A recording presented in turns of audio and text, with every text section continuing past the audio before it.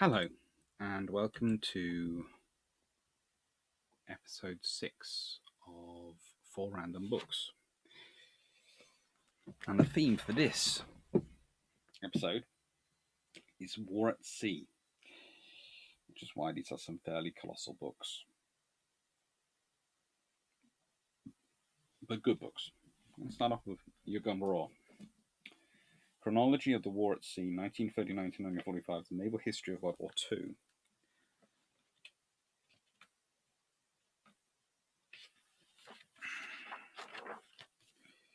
It's published by Chatham Publishing in, 2005, this version is.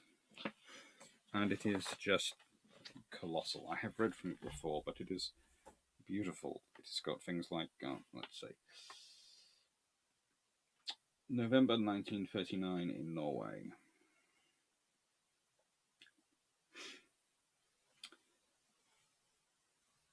The Germans, on the 18th of November, the German supply ship Westwald, having replenished the pocket battleship Deutschland in the North Atlantic, is stopped on her way to Germany in Norwegian waters by Norwegian torpedo boats. But after strong protest by the German government, she is allowed to continue, arriving at Swainmund on the 22nd of November. So we only talk really about the Altmark incident and that going through there, but there was precedent for them getting through. The Royal Navy wasn't around to block them. The Norwegians couldn't always be relied on, because the Norwegians were trying to keep both sides balanced. It was a terrible position to be in.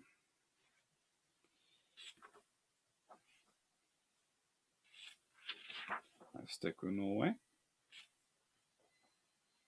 Let's get to 9th April. Off Vestfold, there is a brief engagement involving the battlecruisers Gneisenau and Scharnhorst and the British battlecruiser Renown. Captain Simeon. Now, as you all know, I don't treat Gneisenau and Scharnhorst, I would say, are more light battleships than battlecruisers. But this is me. Both 28cm shells which strike Renown fail to explode and do little damage. Gneisenau receives 3 hits, one from a 15-inch shell damaging the fire control position. As the Group 1 destroyers come into Narvik, an attempt to neutralize the 2 Norwegian coastal defense ships fails. Wilhelm Hanke sinks Einsvold, Commander Willock, and Bernard von Arm sinks Norge, Commander Askin, with torpedo hits. There are 8 and 97 survivors respectively from the Norwegian ships. 2,000 German mountain troops, Major General Dientel, are landed without opposition. Group 2 is able to deceive the Norwegian coastal batteries and to enter Trondheim without opposition to land 1,700 troops there.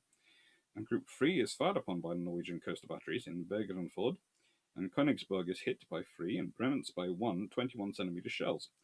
But the ships break through and land 900 troops, who occupy the city of Bergen and the defences. Group 4 at first has difficulties because of fog banks of Kristiansand. As it enters the harbour, it is fired upon by the Odeberg coastal battery. The Norwegian gunfire is also handicapped by the fog, while the German aircraft, supported by torpedo boats Lux and Svedal, attack the battery. The S-boats S-30 and S-31 land the first troops, who occupy the position. The other S-boats then land the rest of the 1,700 troops, who occupy the city.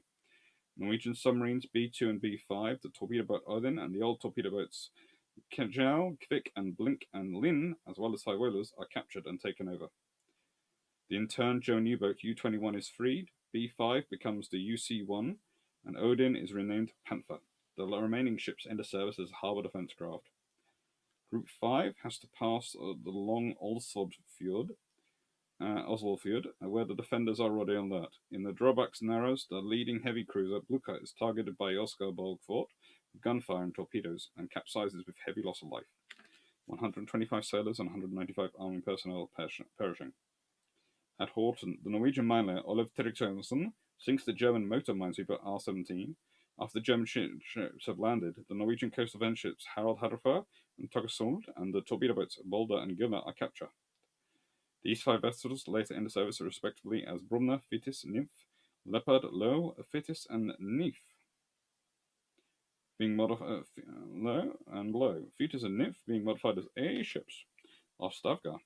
Norwegian torpedo boat Eiger is sunk by aircraft from 3 KG4, and at Frigsvad, the torpedo boat Thor is scuttled, but later salvaged and recommissioned into German Navy as Tiger.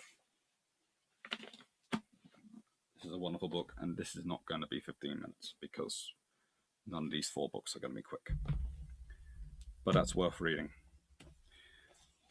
You're now getting the theme, War at Sea, 1914 to 45 at Bernard Island. I enjoy Bernard Island. He has a nice balance of maps, pictures, and a little bit of writing. It's a good book if you want a quick overview of something and if you want to get an idea of what was going on.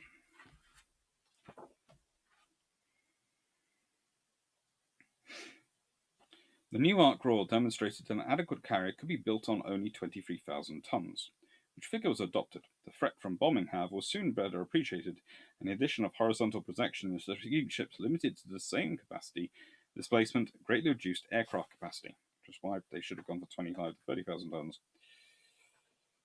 Cruisers were now limited to only 8,000 tons apiece, but not in numbers. Having built the expensive 9,400-ton Towns in response to large foreign 16-inch cruisers, the Admiralty now tried to pack the same offensive power into the 8,000-ton colonies with cramped results.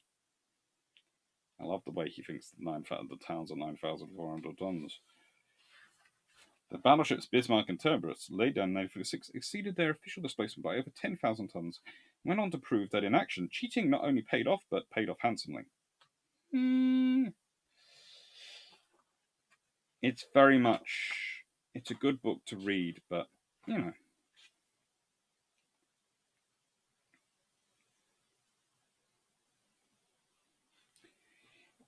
It's also interesting in terms of things like, at the height of the Magnetic Mine Campaign, 1940, shallow British East Coast channels were studded with forlorn, half-submerged wrecks.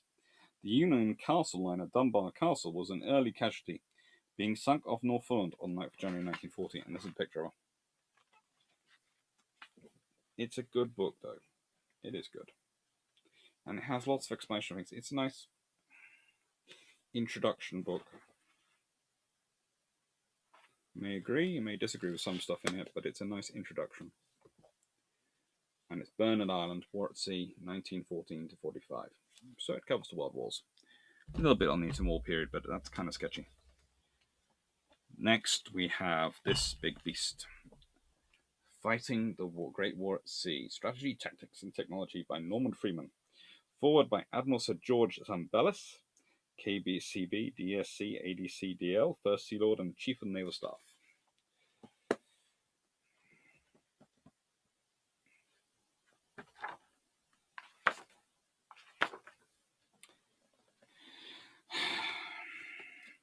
"2014 marks the centenary of the start of the First World War, the first truly global conflict.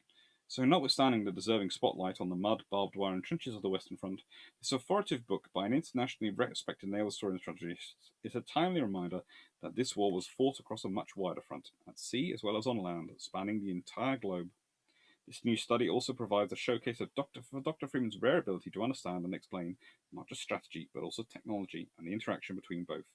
Let's not forgive that this was the first war in which the maritime battle space became three-dimensional, as aircraft and submarines emerged to trigger the start of a revolution in strategy, operations, tactics, and technology, both at sea and from the sea."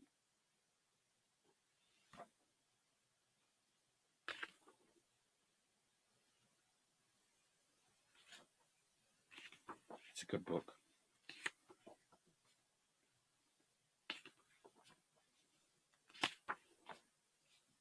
Some of his books are...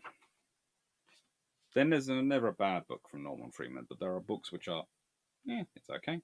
Then there are books that are, it's good.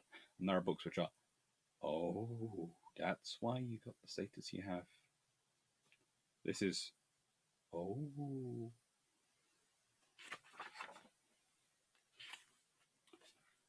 British naval strategy. The Navy laws accelerated German naval construction just as warships became considerably more expensive. In the 1880s, the British had faced the Franco-Russian alliance, and they announced, in line with the 1899 Act, they would maintain a fleet enjoying an edge over those of the next two powers, because these next two powers might well be allied against them. Once the British reached a combination of France and Russia, the growing German fleet became the standard against which the Royal Navy was measured. The British sought 60% superiority over the Germans. Always go for 60% superiority. There's a very sensible reason for it. If you consider 1/3 of your fleet at any one time, is possibly going to be in some form of refit or unable to be reached. Whereas your enemy can pick and choose when he comes out to fight you. He can ensure 100% availability.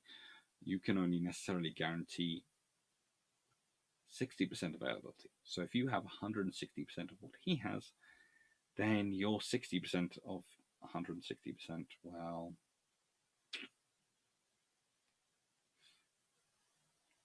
it's probably going to be about 96% availability to his 100%.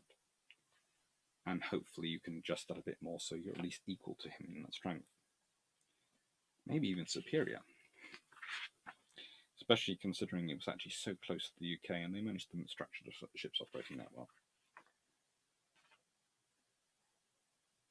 The Dreadnought Revolution raised the unit cost of battleships, but the iron budget Tirpitz had created did not allow him to trade off unit quality against numbers. His navy laws locked in the number of battleships. Tirpitz concealed the ongoing fiscal crisis partly by cutting back on personnel and on procurement, for example, of Miser torpedoes, with consequences for wartime operations. He also tried to hold back unit costs by, for example, limiting the caliber of battleship guns. Westphalen, photographed by Ulrich Scheer, is shown. She was one of the first group of German dreadnoughts, the Nassau class, to hold down since size, hence the cost. They had 11-inch guns rather than 12-inch of contemporary British and other foreign battleships. Tirpitz had seriously considered an all-big gun armament of smaller guns, but he rejected it on the grounds that gunnery range was growing, and at the greater range they would be useless. That kind of shoots through the range, the whole idea that the Germans didn't need the guns because their smaller guns were better, doesn't it? It was a cost thing.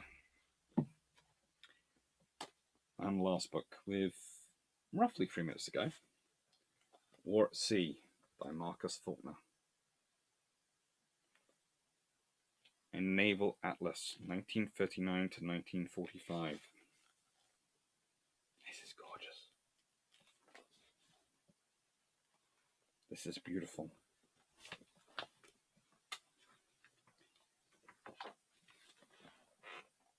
If you want to get a three-dimensional overview, that's fairly right. There's a couple of colleagues who sort of pitched holes and gone, "Ooh, it's 2 degrees off the position it should be in this picture," or this, that, the other. And I sit there and listen to them and go, "You're just jealous. Marcus produced a great book." And he did. It is a wonderful book. It is a wonderful read. It is a gorgeous book as anything. I can't really give you quotes from it. I will try and read something out. But it's more about sort of the pictures. Let's do the Battle of Cape Matapan. Early on 20th of March, the Italians were deployed in 3 squadrons south of Crete, and at 8 a.m. the Trieste Division spotted Force B and shortly thereafter opened fire. The engagement was fought at extreme range and both sides attempted to draw the other towards their respective battleships. At 10:55 a.m., Vittorio Veneto entered range and opened fire, prompting Force B to make smoke and withdraw. The presence of aircraft confirmed the British had a carrier at sea, and Ignazio turned northwest at 11:40 a.m. Cunningham set off in pursuit, but Ignazio had a significant speed advantage, 28 to 21 knots. However, Cunningham was confident that his own ships, aided by better training radar, would prevail in a night engagement, and he launched a number of airstrikes in an attempt to slow down the Italians. At 3:20 p.m., on an attack by 5 carrier aircraft and 3 RAF Blenheims from Greece, damaged Vittorio Veneto, slowing her down considerably. This allowed Force B to close up, and it remained just over the horizon. Throughout the afternoon, Ignazio received conflicting reports on the strength and location of the British fleet. He was to conclude that the British were further away than they in fact were. At around 8 p.m., Paola was brought up to a stop by an airdrop torpedo, and at 8:18 p.m. ordered Vice Admiral Cantanello to turn back to provide assistance, which he did at 9:06 p.m. Ajax and Orion detected Paola dead in the water around 8:15 p.m. and guided the battleships onto the target. By 10:25 p.m., these had closed to within 4,000 yards of the Italian cruisers, and 2 minutes later opened fire at point-blank range. Within 7 minutes, the cruisers were reduced to blazing wrecks, and later on, 2 destroyers sunk as well. In order to prevent the friendly fire between the various British forces, which had become separated during the battle, Cunningham turned eastwards, thus allowing remaining Italian ships to escape.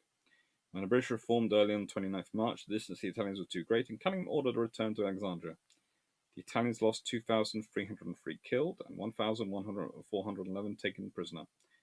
And Matapan had severely detrimental impact on the morale of the Regia Marina.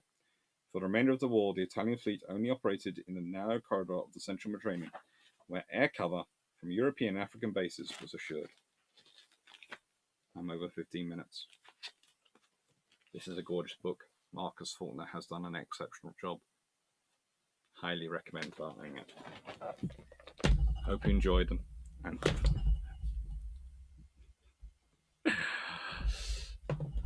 so big they're falling off the side. Thank you. Take care, and hope you enjoyed it.